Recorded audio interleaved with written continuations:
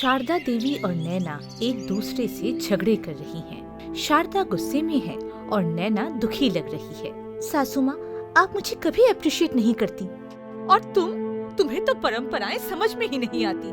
दोनों गुस्से में एक दूसरे की तरफ देखती हैं और फिर मुंह मोड़ लेती हैं। लक्ष्मी चाची दूर से ये सब देख रही हैं। लक्ष्मी चाची नैना और शारदा देवी को चाय पे बुलाती हैं। दोनों थोड़ा नाराज होकर आती हैं, लेकिन चुपचाप बैठ जाती हैं।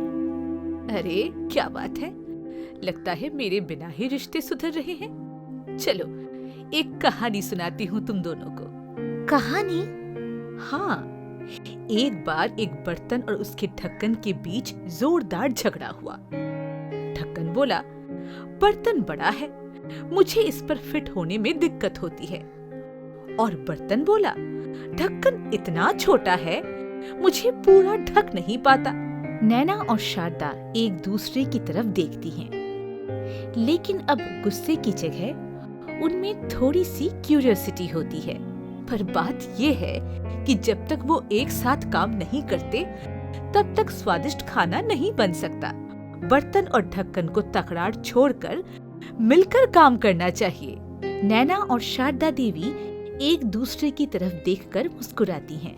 बातचीत में मिठास आ जाती है।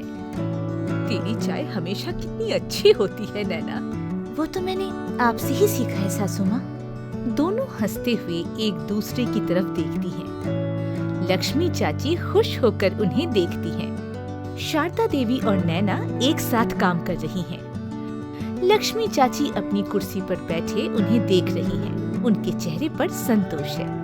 गांव की लक्ष्मी चाची ने फिर एक बार अपनी समझदारी से एक घर का माहौल सुधार दिया। घर में शादी का त्योहार है। विमला देवी रसोई में खड़ी हैं और अपनी बहू रिया को बुलाती हैं। रिया सुनो, शगुन की थाली तैयार कर देना। सारी चीजें ध्यान से रखना, गलती मत करना। जी सासू माँ, मैं कर देती हूँ। रिया शगुन की थाली बनाने लगती है। मिठाई के साथ गलती से वो खट्टी चटनी भी थाली में रख देती है। तभी विमला देवी वापस आती हैं। अरे रिया, ये क्या किया तुमने? मिठाई के साथ खट्टी चटनी? तुमसे एक काम भी सही से नहीं होता। रिया डर जाती है और उसकी आंखों में आंसू आ जाते हैं। मैं तो बस मदद करना चाहती थी सासू माँ। तभी लक्ष्मी चाची वहाँ आती हैं और वो विमला देवी और रिया के बीच के टेंशन को समझ जाती है। अरे भौजी, जरा थाली दिखाइए। वो थाली देखकर नजर घुमाती हैं और मुस्कुराती हैं।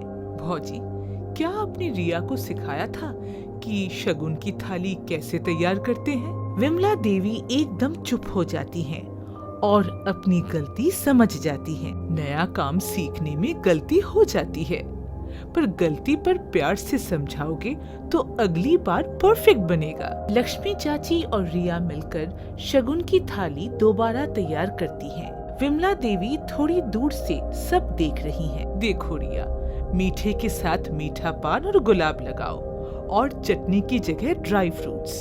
रिया ध्यान से सब करती है और थाली अब परफेक्ट लग रही है। देखो, अब ये थाली भी परफेक्ट है और रिया का कॉन्फिडेंस भी। विमला देवी आगे बढ़ती हैं और थाली देखती हैं। शुक्रिया लक्ष्मी, तुम हमेशा सही समझती हो। रिया विमला देवी की तरफ देखती है और दोनों के चेहरे पर एक मुस्कान है। शगुन की थाली पूजा के लिए ले जाई जा रही है।